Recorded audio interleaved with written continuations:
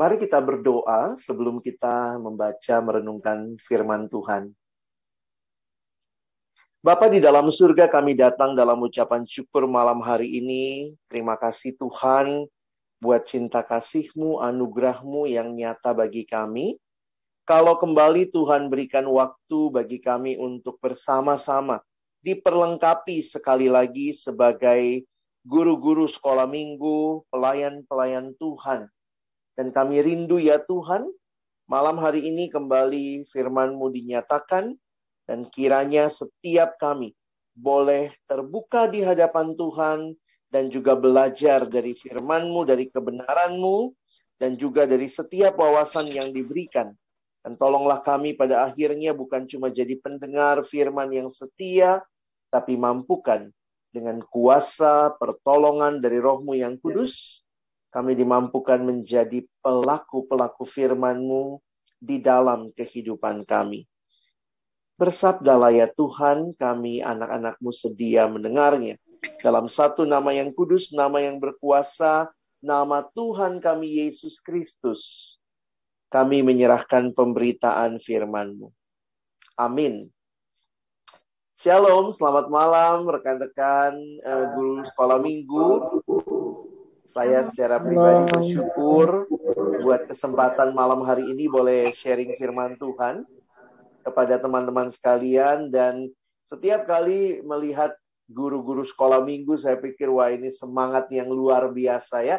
Biarlah melalui pembekalan malam hari ini kita pun makin diperlengkapi untuk mengabarkan Injil kepada anak-anak, secara khusus dengan satu metode ya yang bisa kita kenal malam hari ini, yaitu buku tanpa kata ya. Bisa lihat next ya, buku tanpa kata itu kira-kira bentuknya seperti ini. Nanti teman-teman bisa perhatikan dan belajar juga membuatnya, banyak di YouTube, silakan dicari. Bisa tolong next slide-nya. Oh, oke ya. Jadi sebuah buku yang hanya berisi warna tanpa kata. Makanya disebut sebagai buku tanpa kata. Nanti kita akan lihat sama-sama bagaimana penggunaannya. Tetapi saya ingin mengajak kita memahami beberapa hal terlebih dahulu malam hari ini, sebelum nanti kita masuk kepada metodenya. Ya, ada beberapa hal yang akan kita pahami. Kita lihat slide yang berikutnya. Kita akan mulai dengan memahami panggilan kita sebagai pemberita Injil. Wah, saya pikir ini bukan hal yang baru lagi, khususnya buat teman-teman, guru-guru sekolah minggu sudah sadar betul tentunya, bahwa penginjilan bukan sekadar tugas pendeta, bukan sekadar tugas majelis, tetapi juga kita melihat teman-teman yang menjadi guru-guru sekolah minggu juga sebagai ujung tombak dalam penginjilan secara khusus kepada anak.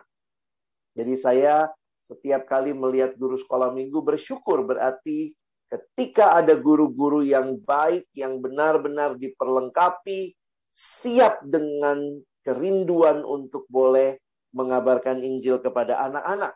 Tapi yang saya ingin ingatkan, panggilan kita sebagai pemberita Injil adalah dalam ayat berikut ini.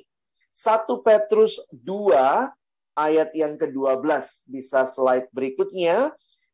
Petrus berkata kepada jemaat yang dia surati, milikilah cara hidup yang baik di tengah-tengah bangsa-bangsa bukan Yahudi, supaya apabila mereka memfitnah kamu sebagai orang durjana, mereka dapat melihatnya dari perbuatan-perbuatanmu yang baik dan memuliakan Allah pada hari Ia melawat mereka. Saya ingin mengingatkan bahwa penginjilan bukan sekadar menyusun kata-kata, menyampaikan sebuah metode teori, tetapi kiranya benar-benar ada hidup yang mengalami berita Injil itu. Hidup yang diubahkan oleh berita Injil itu. Teman-teman, guru-guru sekolah minggu, ingat baik-baik bahwa hidupmu mungkin akan lebih banyak berbicara juga kepada adik-adik yang kamu layani. Bukan berarti tidak penting apa yang kita ajarkan, tetapi apa yang diajarkan akan lebih mereka tangkap dan mereka ingat ketika mereka melihat hidup guru-guru sekolah minggunya juga selaras dengan Injil yang disampaikan. Kepada jemaat yang waktu itu sedang dalam pergumulan yang berat, khususnya karena penderitaan, Rasul Petrus mengatakan, milikilah cara hidup. Saya menggarisbawahi kata cara hidup ya. Next slide. Saya ingatkan kita bahwa penginjilan ini bukan sekadar metode. Memberitakan kabar baik adalah sebuah lifestyle, cara hidup yang harusnya menyatu dengan kehidupan kita. Ya, jadi jangan sampai kita hanya menyampaikan dengan kata-kata, tetapi kita tidak dengan serius mengalami apa artinya Injil itu mengubahkan hidup kita. Ya, nah selanjutnya slide berikutnya kita akan melihat bagaimana memahami berita Injil. Saya pikir ini juga penting untuk kita sama-sama pahami bagaimana memahami berita Injil ini. Next slide. Apa itu Injil? Secara sederhana, Injil berarti kabar baik, ya. Tetapi kalau kita perhatikan konteksnya, bisa next, keluarkan semua yang ada di slide-nya. Jadi kita melihat pada masa itu ada orang yang biasanya bertugas untuk menyampaikan, ya, menyampaikan kabar baik, kabar sukacita. Ketika ada peperangan, lalu ketika mereka menang perang, maka biasanya ada orang yang akan datang membawa berita kemenangan itu. Nah, orang itu adalah orang yang dikatakan mengabarkan berita Injil. Dialah yang disebut sebagai penginjil atau orang yang membawa kabar sukacita. Nah, bagi kita yang percaya kepada Allah, apa berita sukacitanya? Berita sukacita kita adalah karya Kristus bagi kita. Di dalam 1 Korintus 15 ayat 3 sampai ayat yang kelima, kita bisa perhatikan bagaimana Rasul Paulus mencoba memberikan gambaran berita Injil itu seperti apa. Perhatikan ayat yang ketiga. Sebab yang sangat penting telah kusampaikan kepadamu, yaitu apa yang telah kuterima sendiri, yaitu bahwa Kristus telah mati karena dosa-dosa kita, sesuai dengan kitab suci, bahwa ia telah dikuburkan dan bahwa ia telah dibangkitkan pada hari yang ketiga, sesuai dengan kitab suci, bahwa ia telah menampakkan diri kepada Kefas dan kemudian kepada ke-12 muridnya. Perhatikan sebentar di ayat yang ketiga. Dikatakan sebab yang sangat penting telah kusampaikan kepadamu. Apakah hal yang sangat penting yang Paulus sampaikan kepada jemaat? Lihat fokusnya.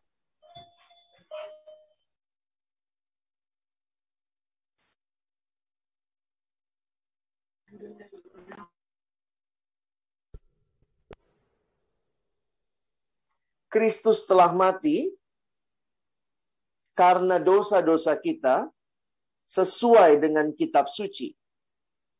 Bahwa ia telah dikuburkan dan bahwa ia telah dibangkitkan pada hari yang ketiga. Teman-teman yang dikasihi Tuhan, perhatikan baik-baik bahwa ini adalah inti daripada berita sukacita itu. Berita sukacita itu adalah tentang Kristus.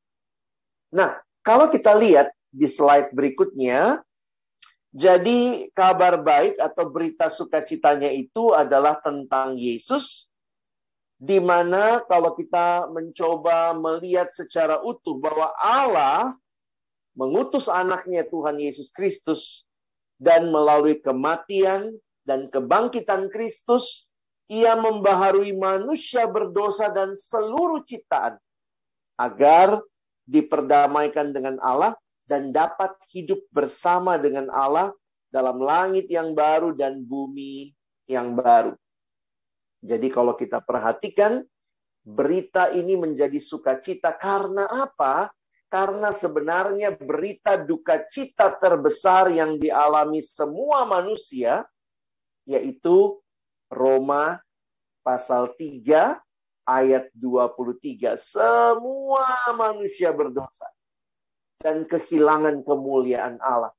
Dan karena itu ketika Yesus datang, Matius pasal yang pertama ayat yang ke-21 mengatakan bahwa Yesus datang untuk menyelamatkan umatnya dari dosa.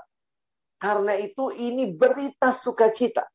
Di dalam dosa, upah dosa adalah maut. Roma 6 ayat 23a. Tetapi di dalam Kristus ada keselamatan. Dan inilah berita sukacita yang besar yang kita sama-sama syukuri. Nah, kenapa saya perlu jelaskan berita sukacita ini? Karena nanti kalau teman-teman sekalian mengajar, memakai berbagai metode yang ada itu berfokus kepada berita Injil. Oke? Dan berita Injil ini difokuskan biasanya kepada fokus kematian dan kebangkitan Yesus. Bukan berarti tidak penting kelahirannya, bukan berarti tidak penting pengajaran-pengajaran Yesus, bukan berarti tidak penting Yesus memberitakan banyak perumpamaan, tetapi berita Injil sama seperti yang Paulus bilang tadi, yang sangat penting.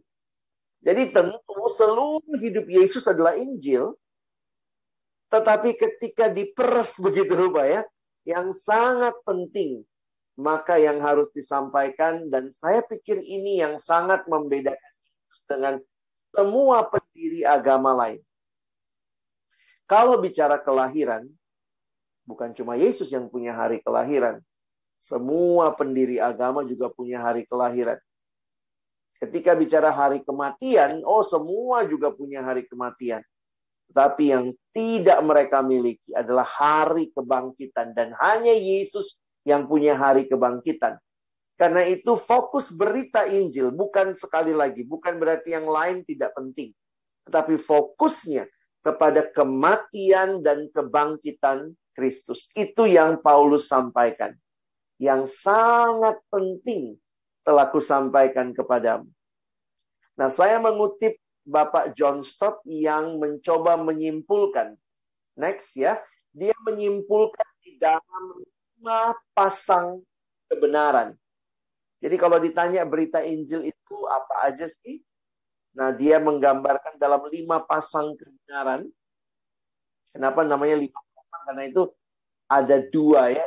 2 peristiwa Injil, 2 saksi Injil, 2 peneguhan Injil, 2 janji Injil, dan 2 tuntutan Injil. Jadi kalau teman-temanku jeli nanti memperhatikan, berbagai metode yang ada itu berpusat kepada hal ini. Teman-teman mau lihat ada metode ini, metode itu. Sebenarnya metode-metode itu berusaha untuk mencoba menjabarkan berita Injil itu. Ya. Nah, kita lihat apa sih 2 peristiwa Injil. Next. 2 peristiwa Injil adalah kematian Kristus. Nah, ada ayat-ayatnya. Ya, kita nggak baca semua. Waktu kita terbatas. Kematian Kristus dan kebangkitan Kristus. Makanya kalau teman-teman memperhatikan metode-metode penginjilan, fokusnya kepada kematian dan kebangkitan. Sekali lagi, bukan berarti kelahiran nggak penting. Bukan berarti pengajaran-pengajaran Yesus tidak penting. Tetapi ini yang paling membedakan kekristenan dengan semua yang lain. Dan bukan hanya itu. Karena kematian dan kebangkitannya membawa keselamatan bagi kita. Nah, 2 peristiwa Injil, next. Lalu ada 2 saksi Injil. Jadi kalau kita perhatikan ayat ini, itu yang kita baca 1 Korintus 15. Di mana Paulus berkata yang sangat penting telah kusampaikan. Yesus yang mati dan bangkit menurut perjanjian lama para nabi dan juga menurut perjanjian baru para rasul. Jadi kalau kita lihat bahwa Injil ini diteguhkan dengan firman Tuhan. Jadi kalau kita bicara Alkitab, saya pikir inilah yang menjadi dasar yang teguh, sumber kita untuk melihat apa yang Tuhan sudah lakukan bagi kita. Jadi maksudnya kalau Bapak Ibu, teman-temanku memberitakan Injil, dasar kita bukan cerita rakyat, cerita dongeng, dasarnya ada. Oke? Selanjutnya, 2 peneguhan Injil. Maka 2 peneguhan Injil berkaitan dengan Yesus sebagai Tuhan. Bisa lihat ayatnya di Kisah Rasul 2 ayat 36. Pasal 4 ayat 12. Keselamatan tidak ada di bawah kolong langit ini selain dalam nama Yesus. Dan juga Yesus sebagai juru selamat. Ya. Makanya ingat ya, setiap kali kita mengabarkan Injil, maka kita memberitakan Yesus, menantang orang itu untuk menerima Yesus sebagai Tuhan dan Juru Selamat. Itu bukan 2 hal terpisah, tapi ini 2 hal yang menyatu. Tidak bisa kita cuma terima Yesus sebagai Juru Selamat. Asik, dia Juru Selamat saya, sudah menyelamatkan saya dari dosa. Lalu sekarang saya terus menikmati dosa. Tidak bisa. Karena ketika kita terima Yesus sebagai Juru Selamat, maka pada saat yang sama dia juga adalah Tuhan. Dia adalah Tuhan, berarti dia yang berkuasa atas hidup kita. Jadi, karena itu kalau perhatikan dalam metode-metode penginjilan akan selalu kematian dan kebangkitan. Lalu tadi, berdasarkan Alkitab, Perjanjian Lama, Perjanjian Baru. Lalu, peneguhannya, Yesus adalah Tuhan dan Juru Selamat. Yang keempat, nah ini bisa dilihat next ya. Di dalam Kisah Rasul 3 ayat yang ke-20. Nanti teman-teman bisa lihat ayatnya. Petrus berkata, berilah dirimu dibaptis supaya kamu menikmati pengampunan dosa dan menerima karunia yaitu Roh Kudus. Menerima Roh Kudus. Bagi setiap kita yang percaya, janjinya dosa kita diampuni. Dan Roh Kudus diam di hati setiap yang percaya. Nah, ini janji Tuhan ya, berkaitan dengan Injil yang kita terima dalam Yesus.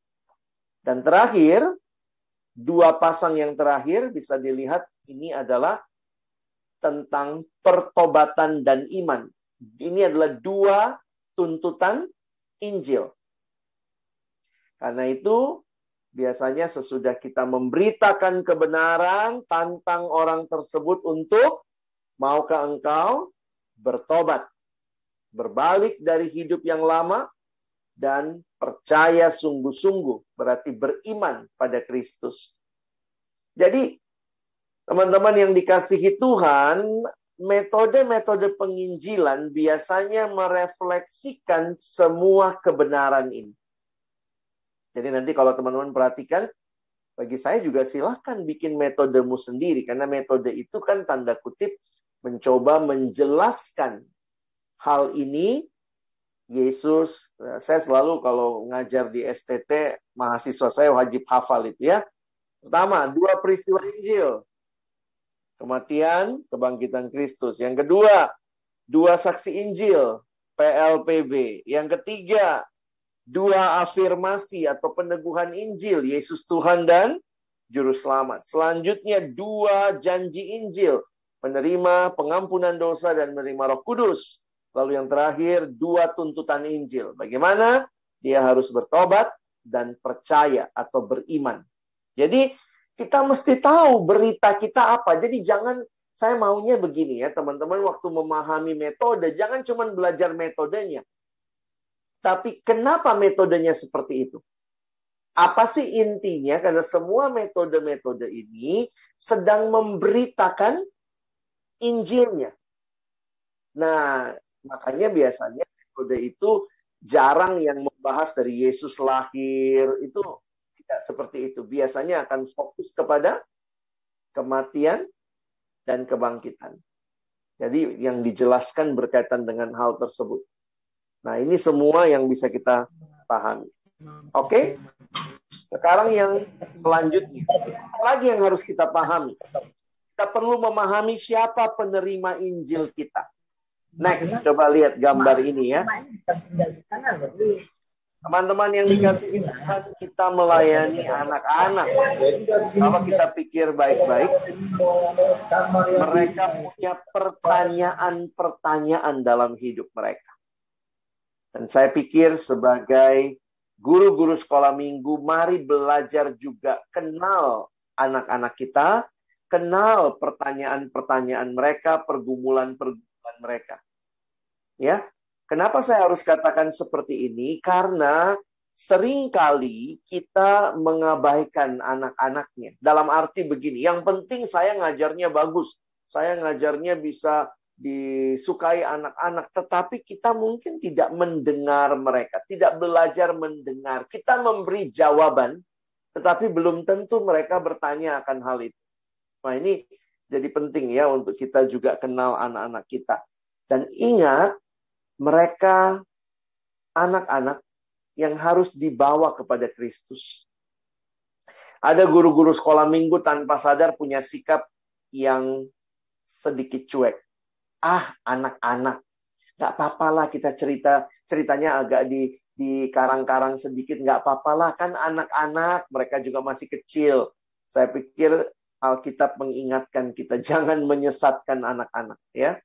Makanya saya sekali lagi salut kalau lihat guru sekolah minggu, karena tugas awal membangun iman selain keluarga, ketika orang tua membawa anak ke sekolah minggu, maka teman-teman guru sekolah minggu yang akan jadi orang-orang yang membangun fondasi bagi mereka. Ya, pakai kesempatan memperlengkapi diri dengan baik. Jangan berpikir saya sudah lama. Ada orang-orang yang sudah sekian puluh tahun ngajar sekolah minggu nggak mau upgrade diri. Bisa begitu juga ya. Merasa sudah jago. Nah, tetap kita belajar. Apalagi anak sekarang berubah ya. Dalam arti generasinya berubah, kita pun belajar melihat bagaimana melayani mereka. Masih ingat kalimat Yesus? Next. Yesus berkata, biarkanlah anak-anak itu datang. Ya. Janganlah menghalang-halangi mereka datang kepadaku. Sebab orang-orang yang seperti itulah yang mempunyai kerajaan sorga. Nah, terakhir sebelum kita masuk ke metode, next kita lihat perlu juga teman-teman memahami proses penginjilan. Maksudnya apa?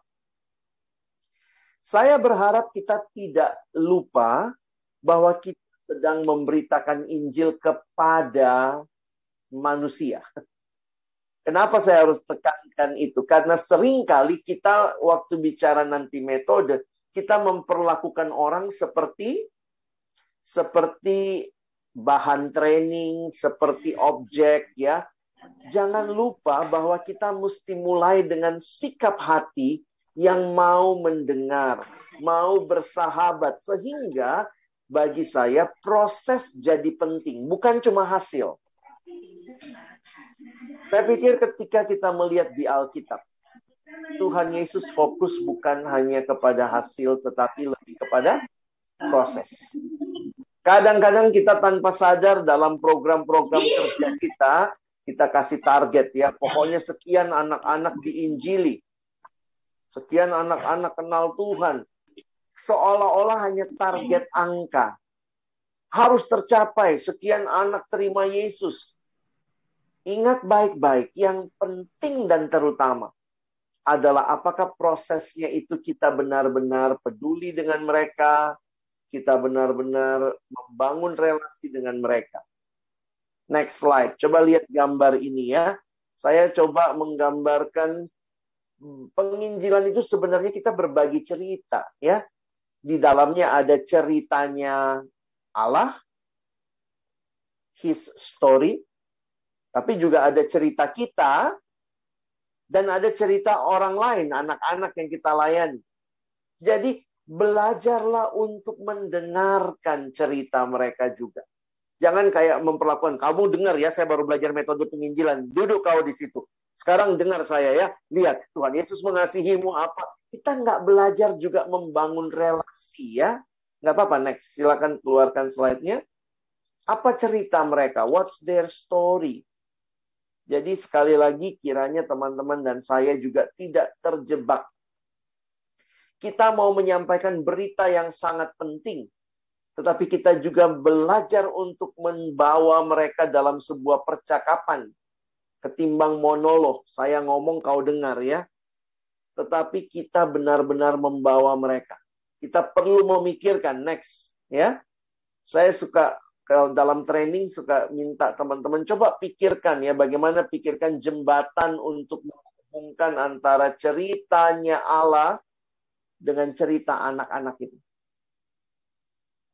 Jadi saya ketemu misalnya dengan beberapa metode penginjilan yang sangat berorientasi pada proses. Karena berorientasi pada proses maka ada percakapan. Nah, memang beberapa metode ini yang kita kenal, termasuk metode buku tanpa kata, bisa saja kita sampaikan tanpa percakapan. Ya, kau dengar, saya yang bicara. Tetapi sebaiknya kita belajar dalam dialog. Ya, jadi belajar mendengar, mungkin kita ngobrol sama anak. Kamu suka nonton apa? Kamu suka dengar cerita apa? Kamu misalnya sekarang di sekolah lagi pelajarannya apa? Nah, hal-hal itu membuat kita juga jadi masuk dalam hidup mereka. Ketimbang cuma dengar ya, kakak punya cerita, kau dengar ya. Yesus Tuhan dan Juru Selamat. Mau buka hati, terima dia, kalau enggak masuk neraka. Kadang-kadang kayak seperti itu kayak tidak personal ya. Nah, karena itu dalam satu skala, kalau kalian belajar penginjilan, next slide, ada yang namanya angle scale. Angle scale itu mengatakan, atau mungkin kalau lihat ini, saya jelaskan sederhana saja. Kalau orang itu nomor 10 terima Yesusnya, lihat ya, nomor 10 dia terima Yesus, maka diingatkan bahwa penting itu ya, membangun tahapan.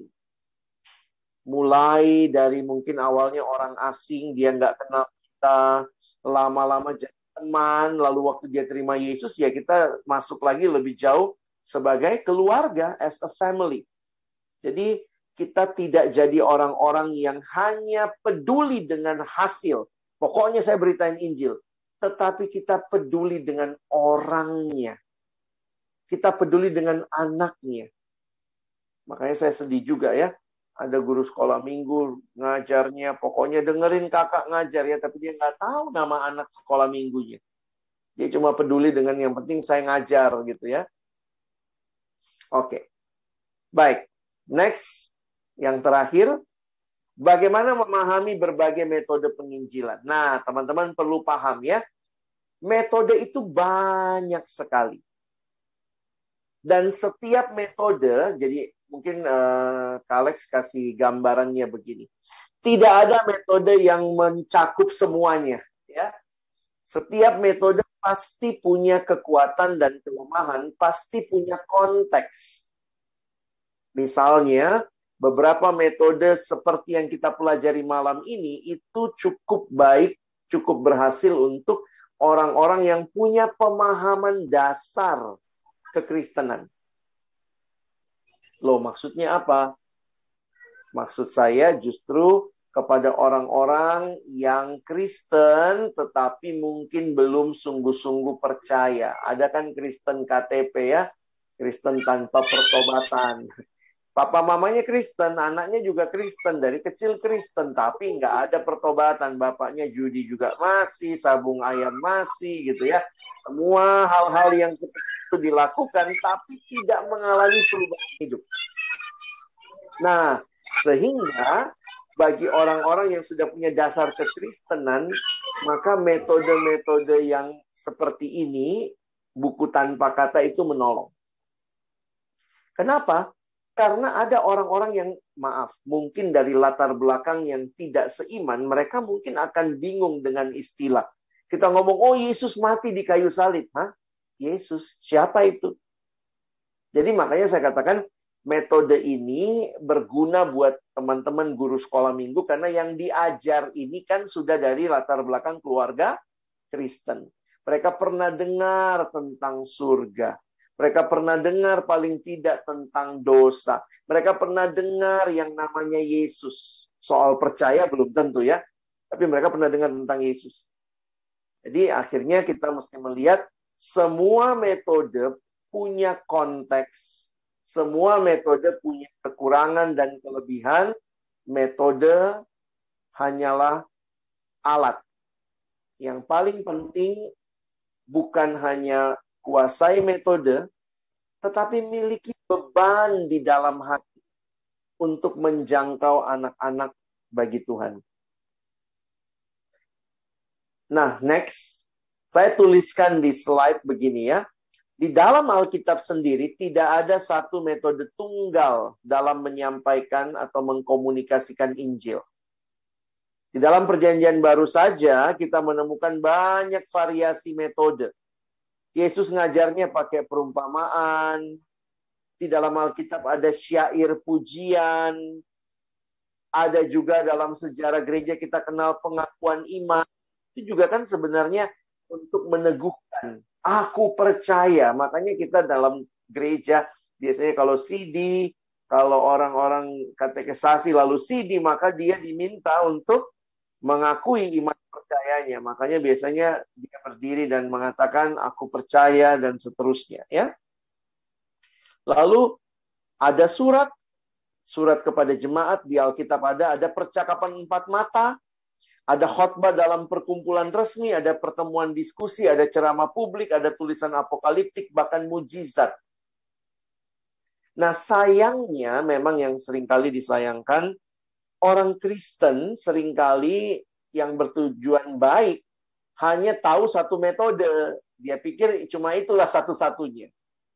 Jadi, teman-teman, mari kita belajar juga perlengkapi diri dengan berbagai metode yang lain. Khususnya kalau kalian ngajar sekolah minggu.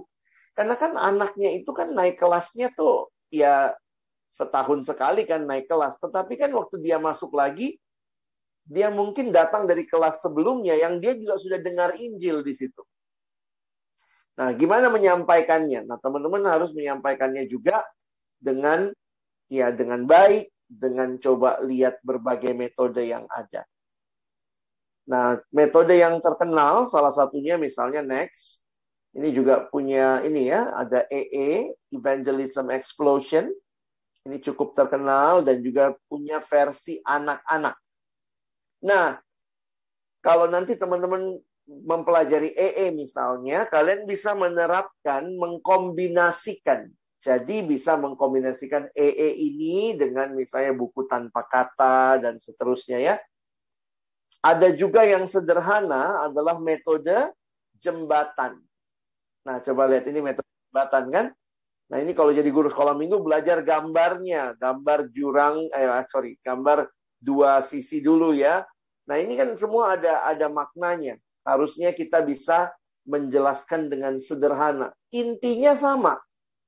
Yang tadi, yang John Stott bilang, Yesus mati dan bangkit, ya. Dia adalah Tuhan dan Juru Selamat. Sehingga bagaimana menyampaikan. Nah, berbagai metode ini berusaha mencoba menjelaskan.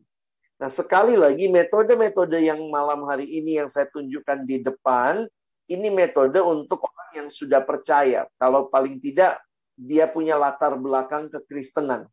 Karena kita akan bicara banyak dari sudut pandang konsep Kristen. Ya, boleh next lagi.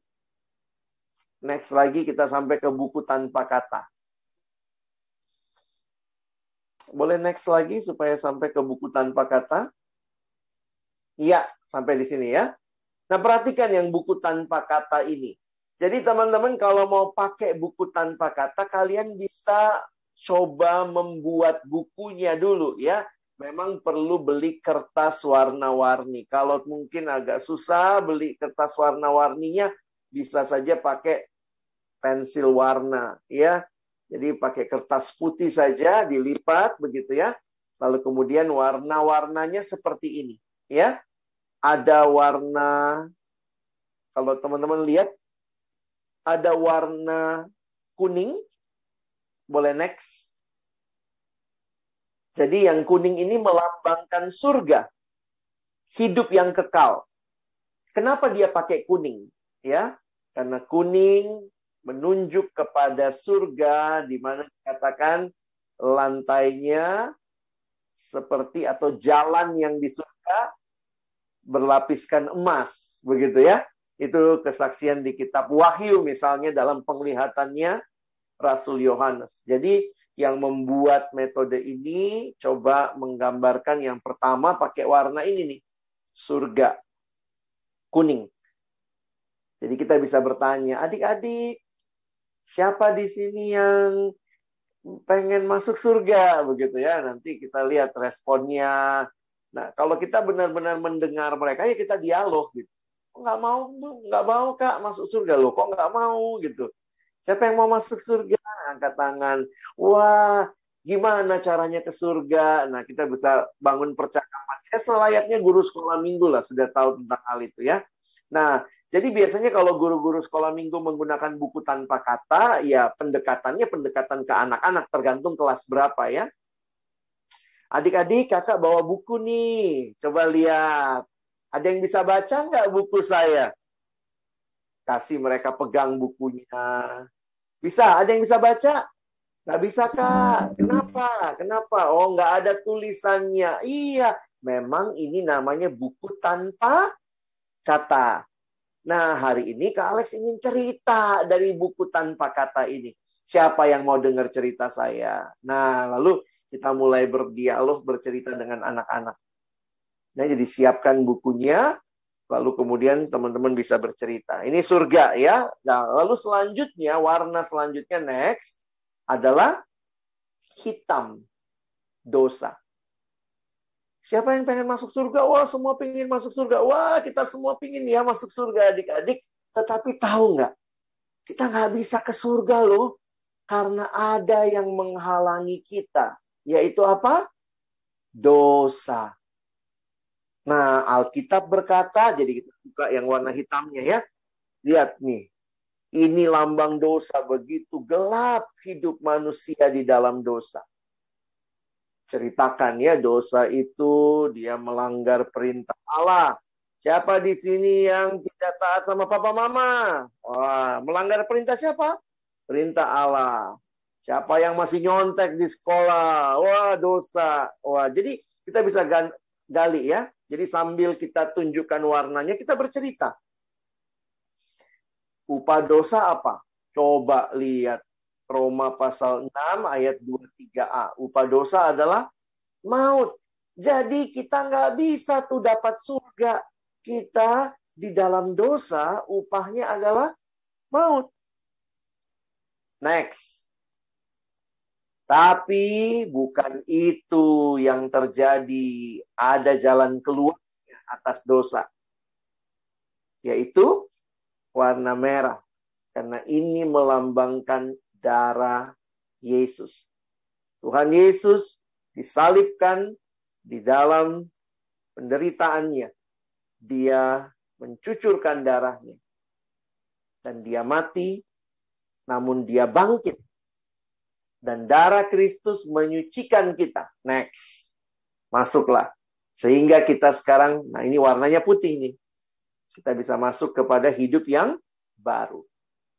Nah, jadi ini balik lagi, teman-teman mau pakainya mana nih? Mau pakai di depan kelas, berarti kan bercerita kepada semua anak. Tetapi bisa juga kita di dalam kelompok. Bagi saya juga kalau guru sekolah minggunya ada 5-6 orang misalnya, boleh masuk ke breakout room atau masuk ke kelompok ya, daripada cuma satu yang di depan mengajar, yang lain di belakang balas-balas WA gitu ya. Itu bisa tuh. Kita sama-sama bagi kelompok. Jadi setiap kakak bercerita dan menantang adiknya. Siapa yang mau alami hidup yang baru? Tuhan memberikan anaknya, Yesus Kristus, darahnya tercurah buat kita, supaya kita yang tadinya dalam dosa, ya sekarang beroleh kehidupan yang baru. Nah, jadi beberapa variasi dari metode ini, biasanya sampai di hidup baru, ditanya, apakah engkau mau terima hidup baru? Jadi ajak mereka ngobrol. Misalnya mereka katakan, iya Kak, saya mau terima. Itu berarti kamu harus menerima Yesus. Karena hanya Yesus yang bisa berikan kamu hidup baru. Mau sungguh-sungguh percaya Yesus? Mau sungguh-sungguh tinggalkan dosamu? Kalau dia bilang, iya Kak, saya mau. Oke, ayo. Kita berdoa ya, Dek. Nah, kita pimpin doa. Tuhan Yesus, saya penuh dengan dosa. Hari ini saya mengaku dosa saya. Saya buka hatiku, terima Yesus sebagai satu-satunya Tuhan dan Juru Selamat dalam hidup. Nah, nanti sampai di situ kita sudah amin dengan adik itu. Lalu kita akan bisa tanya lagi. Sekarang siapa yang ada di hatimu? Tuhan Yesus. Oke. Sekarang Tuhan Yesus sudah di hatimu. Kamu sudah berdoa, sudah terima Yesus. Nah sekarang next. Kalau sudah terima Yesus harusnya bagaimana? Warnanya hijau. Tunjukkan. Ini warna hijau. Apa dong yang warna hijau ini? Oh, tumbuhan. Tumbuhan itu harus bertumbuh. Begitu ya. Bagaimana supaya bertumbuh? Disirami tadi ya. Firman Tuhan ada di hatiku. Berbuah-berbuah. Bertumbuh terus. Nah, bertumbuh itu harus jadi kehidupan. Nah, bagaimana bertumbuh? Baca kitab suci, doa tiap hari kalau mau. Jadi kalau teman-teman bisa kuasai kuasai materinya, apa itu penginjilan, maka metode ini menolong kita masuk mulai, lihat tadi ya, cerita masuknya mulai dari surga.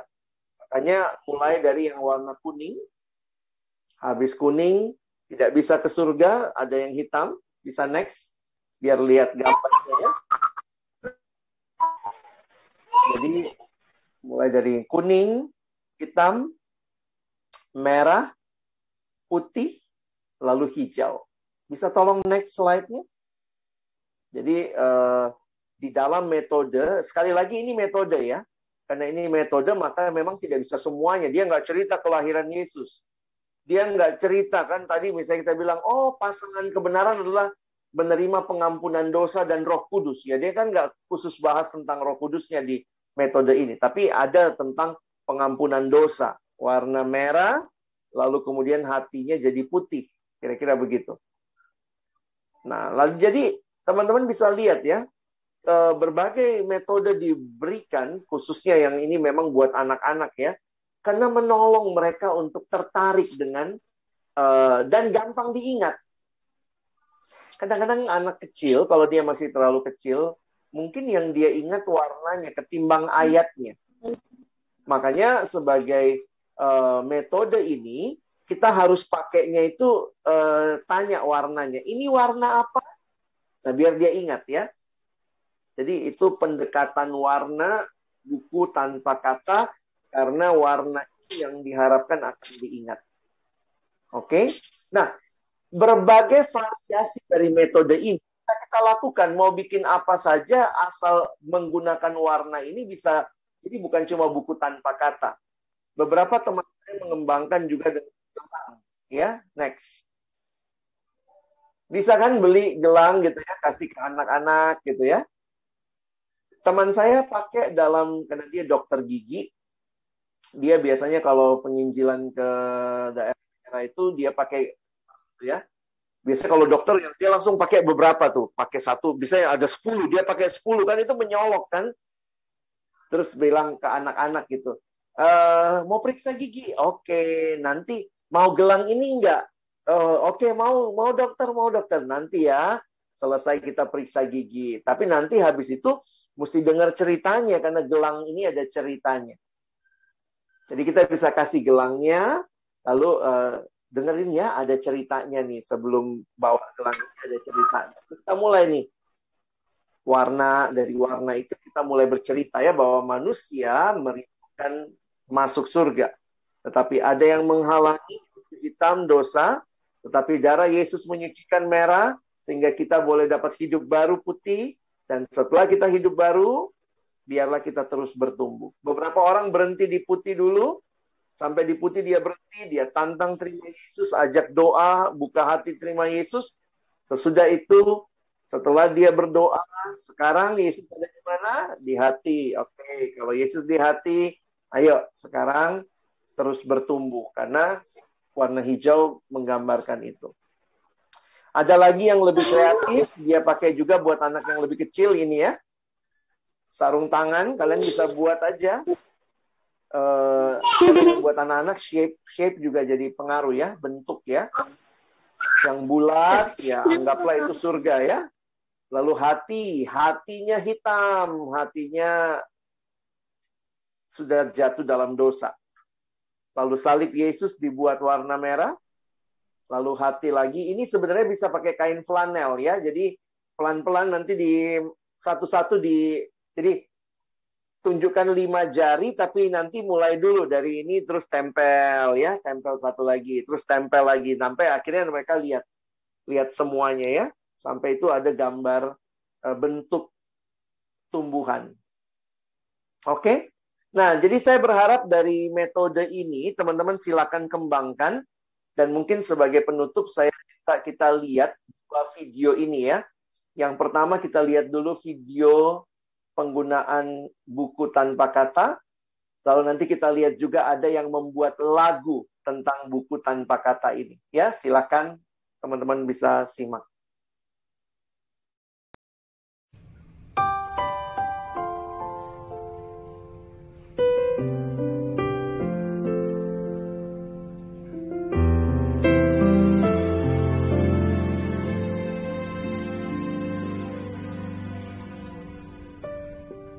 Bagimu kami persembahkan korban syukur dan pujian kami, Tuhan. Oleh karena anugerah dan kasih-Mu yang ajaib atas kami. Ku ada sebab anugerah-Mu. Ku ada karena kasih-Mu. Tuhan Yesus, berterima kasih buat kasih rahmat-Mu.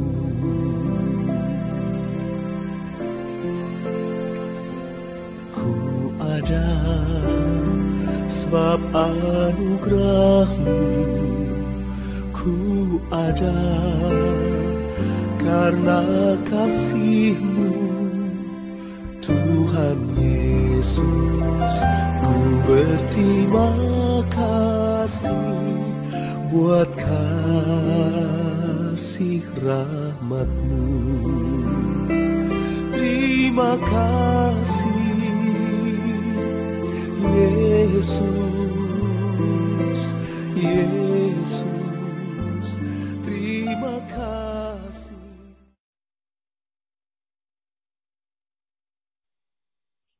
Kalau kalian perhatikan tadi, dia sedikit agak ubah ya. Dia pakai putih dulu. Jadi ini masalah ceritanya. Misalnya hati harus bersih dulu. Lalu dia pakai hitam. Bisa seperti itu ya. Ini sekali lagi, metode itu bisa teman-teman modifikasi. Nah, bentuk buku tanpa kata memang biasanya waktu ditutup semua, paling luarnya hijau. Jadi walaupun yang pertama warnanya adalah kuning, kuning biasanya halaman pertama begitu bukunya dibuka, itu kuning. Karena nanti ketika kita tutup buku itu, jadi sekarang kita harus ditutup, apa warnanya? Hijau. Kita harus bertumbuh. Oke, kita lihat yang berikutnya, lagu sekolah minggu. Ya, silakan.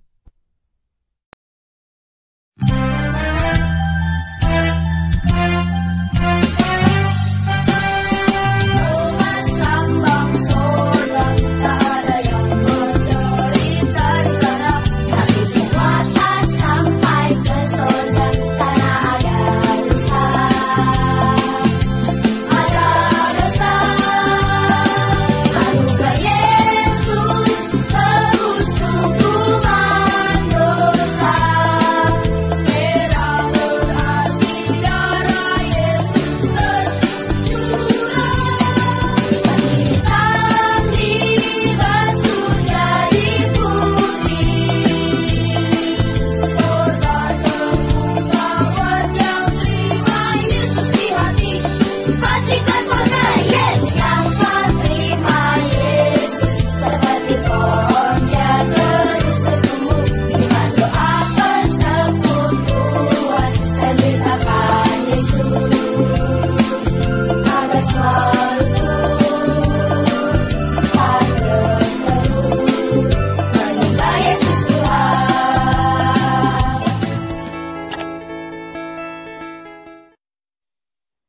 Oke, baik teman-teman, saya pikir saya selesai sampai di sini.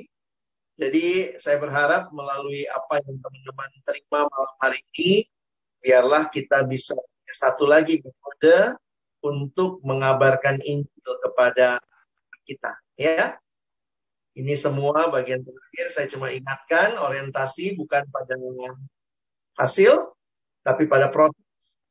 Pendekatannya narasi ya, dalam arti kita bercerita. Jadi bukan upah dosa adalah maut, ini warnanya hitam. Itu anak-anak juga takut ya. Coba cerita, apa sih maut? Aduh, itulah manusia ya, harusnya dia memulihkan Allah. Nah, itu bercerita. Injil itu adalah berita, tetapi lebih dari itu juga adalah sebuah lifestyle. Ada berita, tetapi juga seluruh kehidupan. Dan next, dua yang terakhir. Iya, satu lagi ya, persahabatan tulus. Jadikan anak-anak kita sebagai sahabat ya, yang kita dengar cerita mereka juga, dan beban yang mendalam terhadap jiwa yang terkurang. Jadi jangan cuma menguasai metode. Saya tutup dengan kalimat itu mungkin ya. Orang yang punya banyak metode tanpa hati yang rindu membagikan berita Injil, maka metode tetap tinggal metode. Tetapi mereka yang punya hati yang begitu rindu memberitakan Injil, maka dia akan berjuang belajar sebanyak mungkin metode supaya saya bisa memberitakan Injil kepada anak-anak. Ya, seimbangkan hati yang sungguh-sungguh rindu dan juga metode yang banyak kita pelajari. Ya, terima kasih. Silakan kalau ada waktu kita boleh tanya jawab.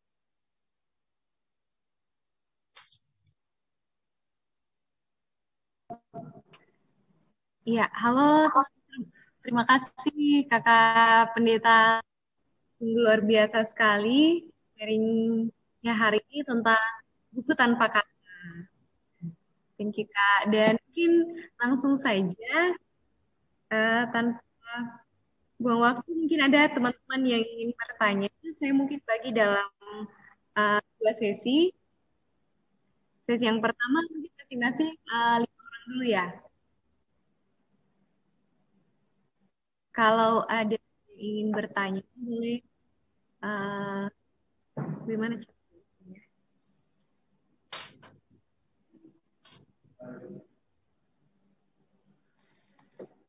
Mungkin boleh chat ya, atau langsung ke ini dari jemaat, sebutkan dari jemaat dan nama.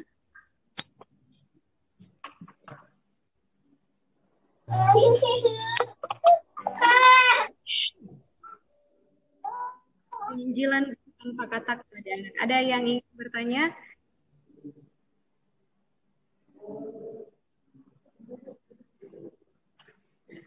Oke.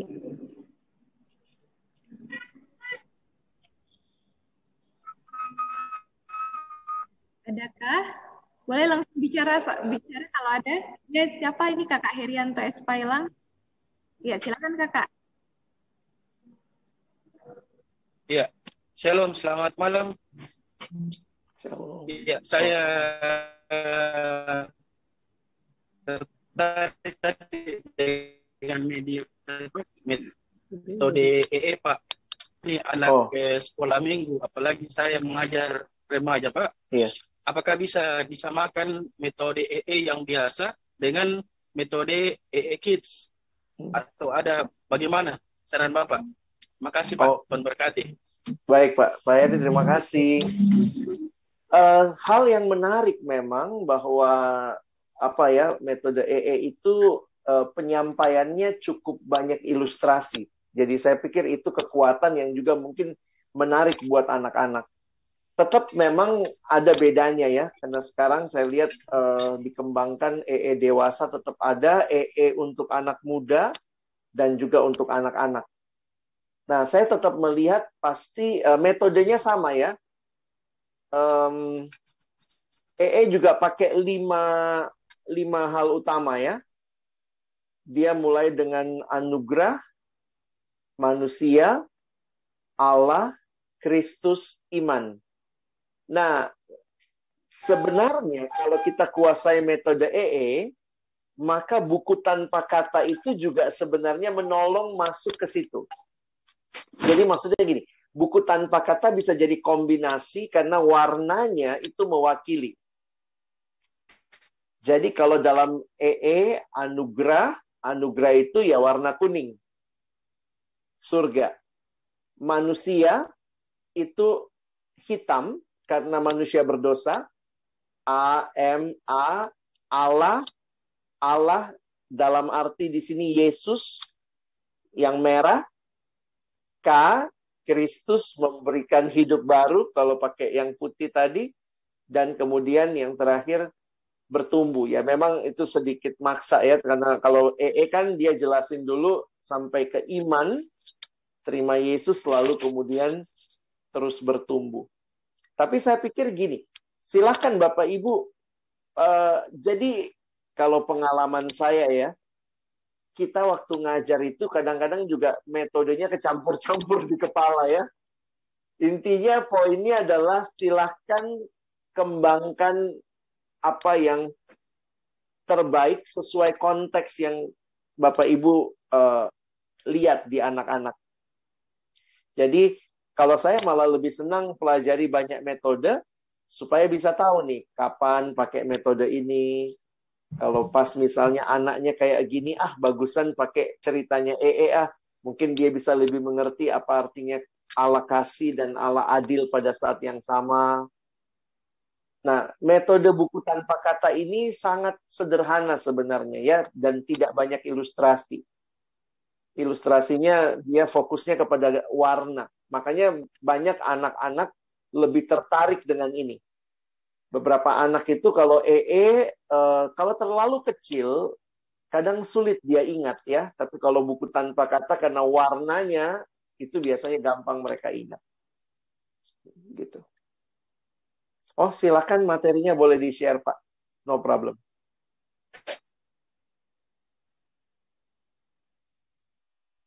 Mungkin ada yang lain lagi? Tes. Tes. Halo? Ya, masih ada dari Kekanto, ya. Kak. Tadi Kekanto angkat tangan. Ya, mungkin masih ada. Bagaimana Pak Yanto? Gimana Pak Her? Halo? Iya. Pak Alex, gini Pak. Saya punya buku dulu, buku yang warna ungu. Bisa seumpama dibagikan itu Pak, buku yang warna ungu dan Kids kepada teman-teman GSM di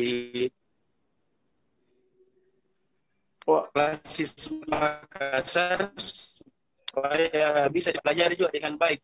Kalau hanya buku yang warna ungu itu takutnya eksklusif hanya untuk anak teologi. Ini supaya bisa di-explore lagi model sehingga pelayan GSM bisa mengetahui bagaimana model Kids. Iya, betul Pak. Itu saja Pak yang bisa. Makasih banyak Pak, Tuhan berkati. Sama-sama Pak, Tuhan berkati. Wah, kalau bisa berbagi materi sih bagus ya. Dan kalau Kids mungkin boleh juga ya bikin klinik ya. Kan ada pelatihan misalnya berapa sesi gitu. Thank you Pak.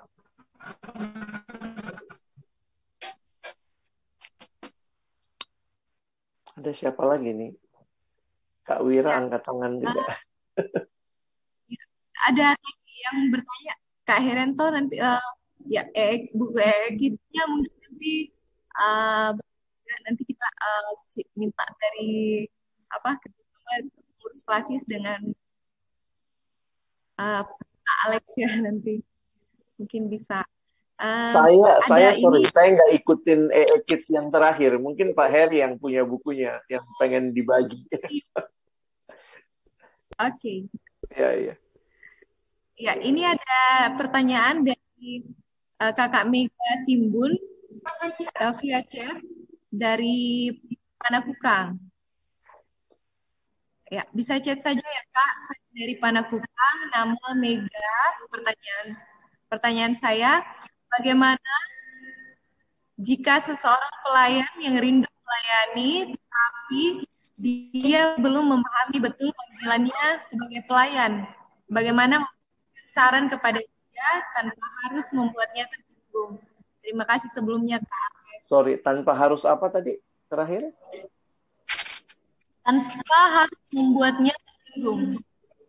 Oh, membuat tersinggung ya.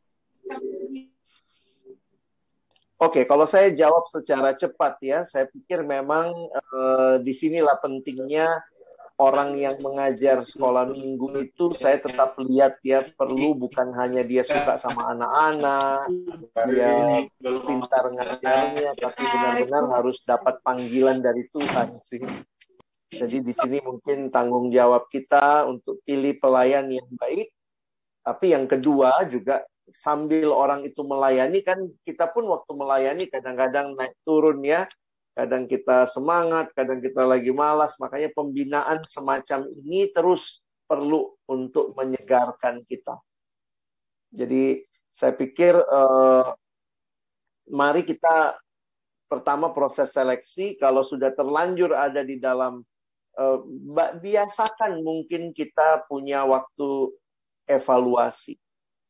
Evaluasi itu kan bisa evaluasi pelayanan kita, bagaimana ngajarnya minggu lalu, tapi juga bisa evaluasi berkaitan dengan bagaimana beban. Jadi evaluasi pribadi ya. Jadi kalau saya sih biasanya berharap pelayan Tuhan juga butuh untuk disegarkan. Jadi dengan kita membiasakan evaluasi, jadi jangan evaluasi kalau ada masalah. Oh, ini ada kakaknya kurang bagus ngajarnya, atau kayak tiba-tiba mundur dari pelayanan, kita bikin evaluasi biar dia tersinggung. Nah, itu yang biasanya bikin orang tersinggung. Tetapi biasakan aja 3 bulan sekali kita evaluasi. Jadi orang itu nggak merasa evaluasi ini dilakukan karena saya nih, tapi memang dia termasuk orang yang ada dalam sistem yang ada evaluasi berkala. Mungkin praktisnya itu kali Kak.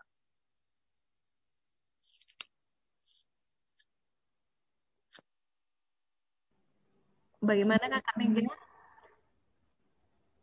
Ya. Makasih Kak Alex jawabannya. Sama-sama, Oke, Kak. lanjut. Ada Kakak Wira ingin bertanya dari tadi, saran, silakan Kakak. Oke, selamat malam semua, kakak semua, dan selamat malam buat kakak Alex. Akhirnya boleh bertemu secara langsung lewat Zoom. Halo, ya. Bersumpah ini kita. Ya, terima kasih sudah boleh berbagi bersama rekan-rekan bersekolah di Gereja Toraja. Ya, begini Kak, kalau saya melihat perbandingan yang sudah di-sharing tadi dari penginjilan metode EE dan metode buku tanpa kata yang sudah secara singkat dijelaskan oleh Kak Alex, sebenarnya saya melihat ada satu kesamaan sebenarnya di antara kedua penginjilan itu, metode itu. Itu adalah bagaimana pertama kita harus membangun persahabatan dengan anak-anak, itu yang paling pertama.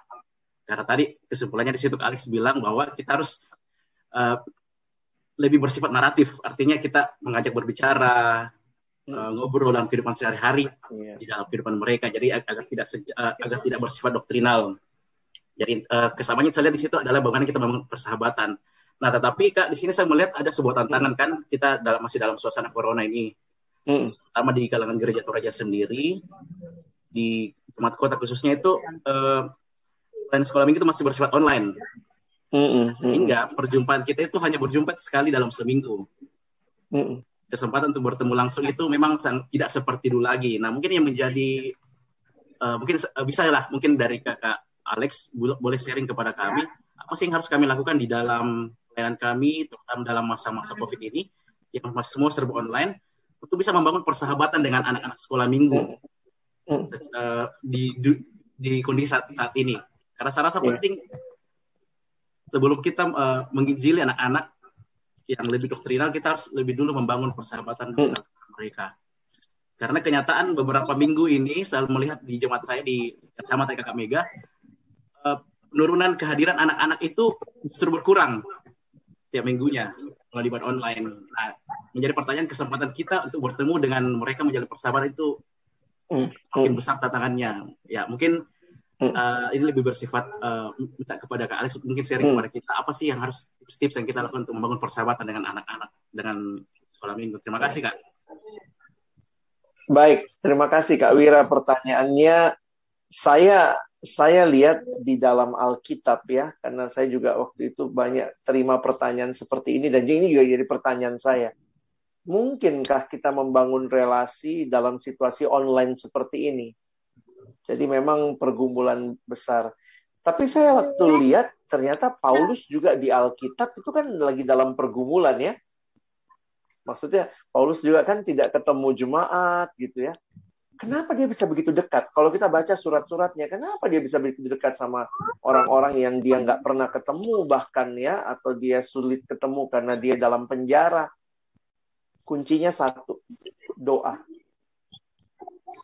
Sebelum kita bangun komunikasi, basa-basi, mengontak anaknya, sebenarnya yang paling pertama dan terutama pasti memang kita mendoakan. Muncul nggak sih nama adik-adik kita itu, anak-anak sekolah minggu kita di doa-doa kita? Ya, boleh dikata mungkin kita bisa begitu bagus mengajar di depan, tapi kalau kita nggak punya relasi, saya setuju sama Kak Wira ya, tidak ada penginjilan tanpa relasi. Di dalam Alkitab selalu penginjilan itu bukan hanya menyampaikan doktrin, tetapi membangun relasi dan itu menyeluruh ya, karena manusia bukan cuma akalnya saja. Kita perlu kenal namanya, kita perlu anak. Nah, jadi yang pertama doa. Pastikan bahwa memang kita orang-orang yang berdoa buat adik-adik kita. Jangan sampai kita hanya jago ngajar, persiapan bagus ya, tapi kita berlutut nggak? Adakah lutut kita juga untuk mereka? Yang kedua, yang saya lihat untuk membangun relasi, tetap harus membangun relasi di luar waktu-waktu formal kita. Waktu formal itu kan ibadah seminggu sekali. Mungkin kita perlu tidak hanya lihat mereka di Zoom, ya. Kita perlu chatting pribadi, mungkin 3 hari sekali, 2 hari sekali. Jadi membangun relasi walaupun tidak ketemu langsung, tetap bagi saya itu relasi. Sedikit info begitu ya, kita bisa pakai berbagai hal ya. Mungkin agak anak-anak bisa merasa kakaknya lebay, tapi lebih baik lebay daripada tidak sama sekali ya. Banyak hal yang bisa kita pakai. Saya kasih contoh. Ada satu adik yang tiba-tiba waktu itu dia tanya sama saya, Kak Alex mau didoakan apa? Jadi waktu itu kita tukar pokok doa ya, terus kemudian saya bilang, oh doakan saya ini gitu ya. Terus kok agak lama nggak dibalas. Tahu-tahu dia balas ya, tapi balasnya tuh menyentuh saya karena dia balasnya pakai voice notes. Dia langsung pakai voice note. Ya Tuhan, dia begitu ya. Kak Alex, saya berdoa buat kakak ya. Terus dia bilang, ya Tuhan, saya berdoa buat Kak Alex gitu-gitu. Jadi saya lagi mikir gitu ya. Kita kan banyak alat komunikasi ya. Daripada cuma upload di IG, di Facebook gitu ya. Cobalah kirim voice notes buat adik-adik kita. Dia dengar paling tidak namanya disebut. Tuhan, berdoa buat si Anto, tolong sekolahnya. Jadi mungkin kita tanya ya apa pokok doanya. Itu kan membangun relasi. Kalau perlu ya kita kirim video. Kita kirim video 1 menit kah atau 30 detik. Apa kabar Dek? Gimana kabarmu? Jadi membangun relasi itu jangan cuma hari Minggunya semua dalam suasana ibadah, kan nggak bisa agak gila-gila kan kalau lagi ibadah ya. Tapi kalau ini kan lebih bebas. Kadang-kadang relasi itu tidak terbangun hanya dengan hal yang formal. Kita lagi makan apa, kita kirim, Dek, kakak makan ini, ingat kamu loh waktu makan bakso ini, yang ini, saya ingat kau. Bagaimana kabarmu? Baik-baik kok Dek ya. Misalnya, pasti kan kita juga punya kenangan anak-anak itu kalau ternyata memang kita sudah ngajar mereka sekian lama. Nah itu tips saja. Tapi poin saya begini, yang tidak bisa, yang nggak usah dilakukan. Tetapi mari kita explore HP kita dengan segala macam bisa. Ternyata masih banyak yang bisa kita lakukan. Mungkin itu.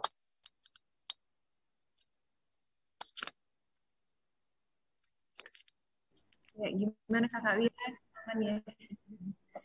Thank you. Ada mungkin dari kakak yang lain? Thailand, apakah ada yang lain dulu sebelum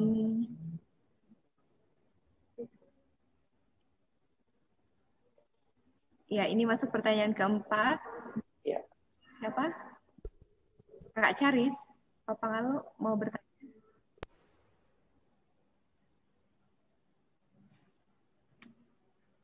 Kalau tidak ada, saya persilakan ke Kakak Herianto.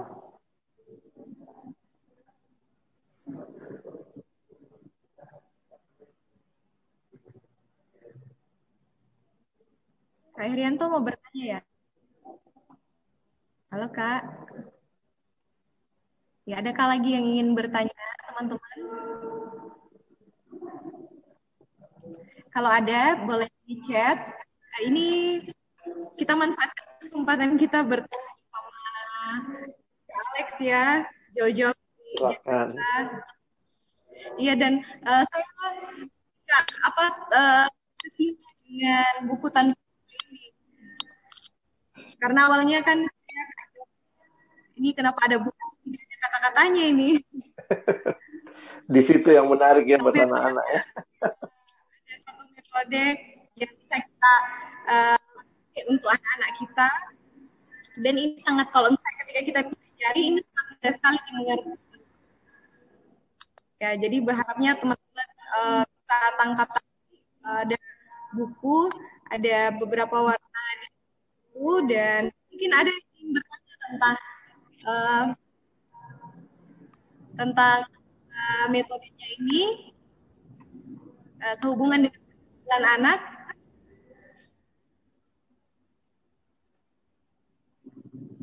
Ya, adakah yang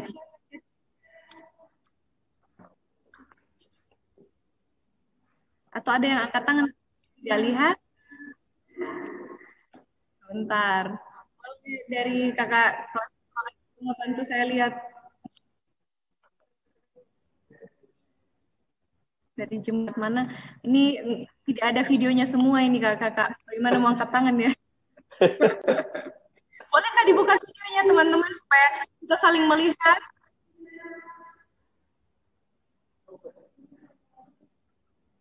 Iya, atau ada yang lagi rebahan. Iya, Kak Atmal, halo. Kak mau bertanya, Kak? Kakak Titin. Iya. Ayo, manfaatkan. Kalau tidak ada yang bertanya, saya tutup di sesi yang keduanya ya. Ya, sekedar informasi yang saya dapatkan bahwa Kak Alex memang maaf, Alex memang dari pelayanan anak remaja ya, dan sekarang aktif di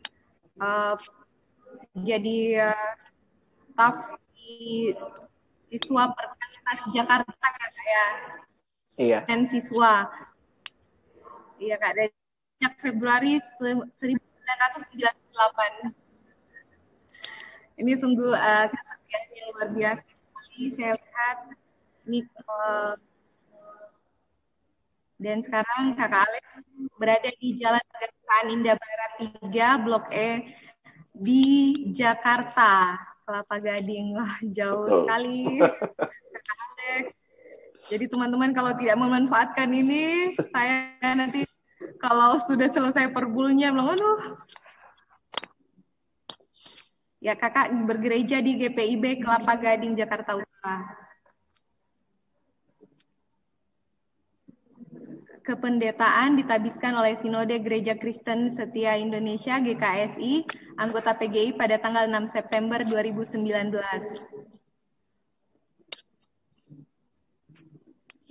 Pelayanan pernah yang dilakukan Koordinator POSA FISIP UI 95 sampai 96, anggota tim pembimbing siswa Jakarta Pusat dan Timur 95 sampai 97, Ketua Persekutuan Teruna GPIB Kelapa Gading 96 sampai 2001, Pengurus Harian Nasional Perkantas Koordinator Divisi sebagai Koordinator Divisi, Pelayanan Siswa Nasional Januari 2007 hingga Juli 2011. Pemimpin Cabang Perkantas Jakarta Oktober 2009 sampai Oktober 2014. Wakil Sekjen Perkantas Nasional Juli 2016 sampai sekarang. Ini luar biasa sekali, Kak. Sudah banyak pengalamannya ya, Kak ya. Sudah tua maksudnya itu. Sudah, ya. Kakak telah menikah dengan Ibu Francisca Debbie Pandegirot 26 Maret 2011. Yang luar biasa, Kak. Oh ya, ini sudah ada yang kemarin, Kak.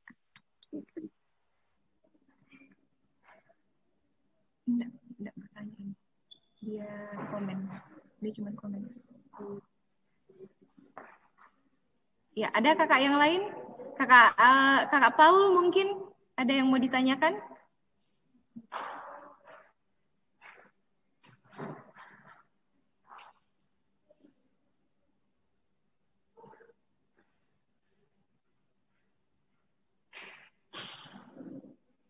Ya, ada penginjilan buku tanpa kata yang di-share sama tim multimedia Klasis yang dari Kak Alex tadi. Boleh di-download di sini, di chatnya teman-teman, room chatnya.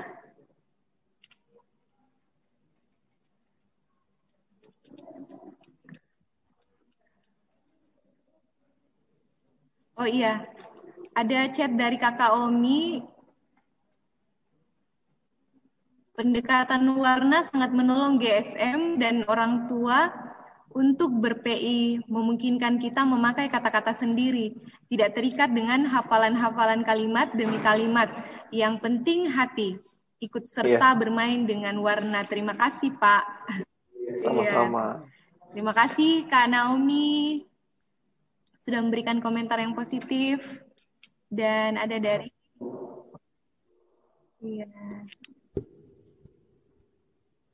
Kak Meli, Kak Wira ada raise hand. Iya, Kak. Oke, saya langsung saya Kak Meli ya. Ya, saya kalau misalnya tidak memanfaatkan momen ini, berhubung sama Kak Alex ketemu nih.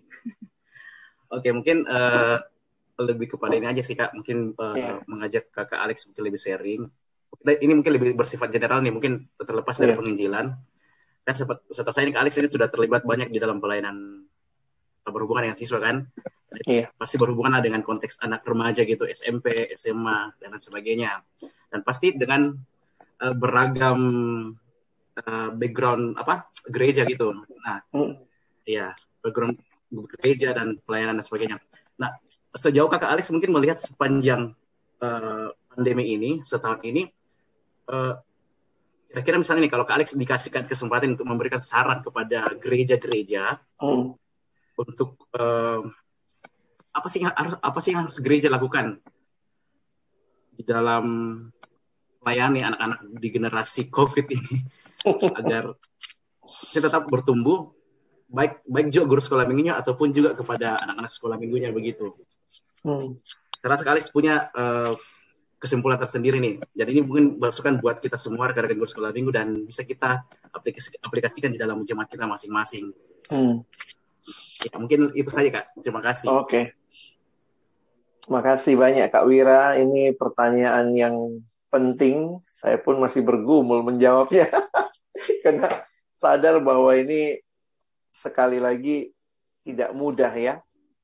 Situasi COVID ini buat kita nggak ada yang ahli COVID kan. Kita baru pertama kali semua alami ini.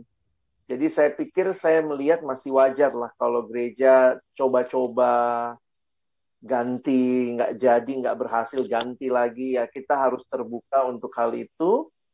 Cuma memang saya melihat ke depan kita tidak akan bergereja seperti biasa lagi. Paling tidak kalaupun nanti sudah kembali, kan sebagian juga sudah mulai bisa onsite lagi ya.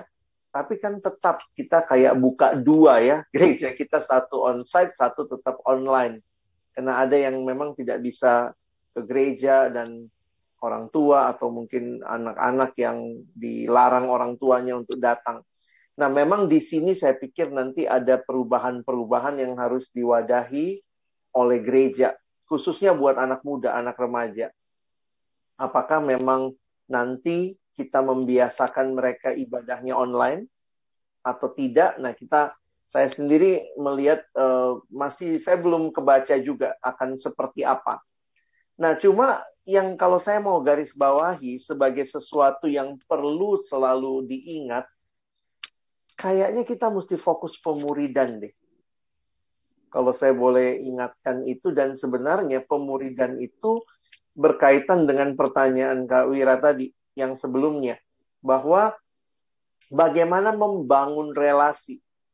Jadi saya tetap melihat, karena kalau boleh jujur ya, kayaknya gereja memang dari dulu juga bergumul sekali soal pemuridan. Kita tuh fokus sama ibadah besar. Nah, tetapi ketika ibadah-ibadah besar ini terjadinya online, terus kita mulai mikir, dia perhatikan nggak ya? Dia sebenarnya cuma nonton saja, atau siapa tahu dia nontonnya juga lewat-lewat begitu toh. Jadi akhirnya kita kayak melihat, kita sendiri ragu. Karena akhirnya kita melihat orang perlu disentuh pribadi. Sehingga pertanyaan-pertanyaan yang tadi kayak Wira tanya itu banyak saya dapat gitu. Bagaimana ya Kak? Kadang-kadang saya mikir gini, kenapa baru tanya pas online? Emang waktu nggak online kamu juga perhatiin pribadi? Kita suka merasa sudah bikin kebaktian sekolah minggu sudah selesai. Kita rasa sudah bikin kebaktian ibadah gereja sudah selesai. Nah, saya melihat pandemi ini seperti menyadarkan gereja bahwa kita tuh mau memastikan orang itu memahami, dia betul-betul ikut ibadah, dia nggak cuma sambil ibadah buka HP, siapa tahu sambil ibadah nonton Korea juga gitu kan. Nah, jadi saya pikir sih silahkan setelah ini gereja harus lebih serius dengan yang namanya pemuridan. Dan sebenarnya pemuridan itu kekuatannya adalah relasi pribadi. Kadang-kadang juga kalau bicara pemuridan, langsung kita bayangannya kelompok kecil, bikin kelompok-kelompok, itu pun belum tentu gereja punya PKK-nya, pemimpin kelompoknya. Lebih baik kita memikirkan bagaimana pelayanan pribadi. Kalau saya suka bilang begini, ada berapa guru sekolah minggu? Bagilah misalnya berapa anak gitu ya, selama pandemi ini kamu kakak yang perhatiin anak itu. Dalam arti doain dia, lalu kemudian kalian yang misalnya chatting rutin dengan dia, pantau bagaimana, ajak dia baca Alkitab dan seterusnya. Nah, saya pikir itu yang kayaknya gereja makin sadari. Jadi saya sangat berharap gereja peka. Jadi jangan cuma senang sudah bikin YouTube waktu ibadah, bagus YouTube-nya, bagus ininya. Kita kan kadang-kadang senangnya itu semua. Tapi sesudah itu semua kita bikin, terus kita nanya, dia dengar nggak ya tadi ya? Dia perhatikan nggak ya? Loh, lucu juga ya. Kita udah bikin begitu rupa, kita effort ke gereja, syuting, segala macam. Tapi kita sendiri nggak yakin anak itu dengar apa tidak. Sehingga akhirnya mau nggak mau, meyakinkan itu kita butuh relasi pribadi. Dan akhirnya saya lihat kekuatannya pemuridan. Nah, pemuridan itu bahwa di dalam gereja setiap orang, sama Paulus punya Timotius. Timotius punya Paulus. Jadi, saya pikir perlu kita bertanya ya, siapa Paulus kita? Nah, gitu ya, orang yang Tuhan tempatkan jadi orang yang kakak rohani. Nah, Paulusnya anak sekolah minggu, Paulusnya anak-anak sekolah minggu, Timotius di sekolah minggu, kakak-kakak ini Paulusnya. Yang saya yakin bukan cuma bikin ibadah bagus, rekaman tiap minggu, musiknya bagus sampai latihan di mana, syuting di gereja. Tapi kan kita perlu tahu anak ini lagi bergumul apa, dia lagi nonton drama apa, dia lagi mungkin jatuh cinta sama siapa. Nah, itu yang dulu biasanya kita sebelum mulai kebaktian kadang suka ngobrol-ngobrol sama adik-adik kita. Sekarang kan agak susah ya. Ibadah dia datang, selesai ibadah, selesai gitu. Nah, ini yang kita perlu coba bangun. Relasi pribadi.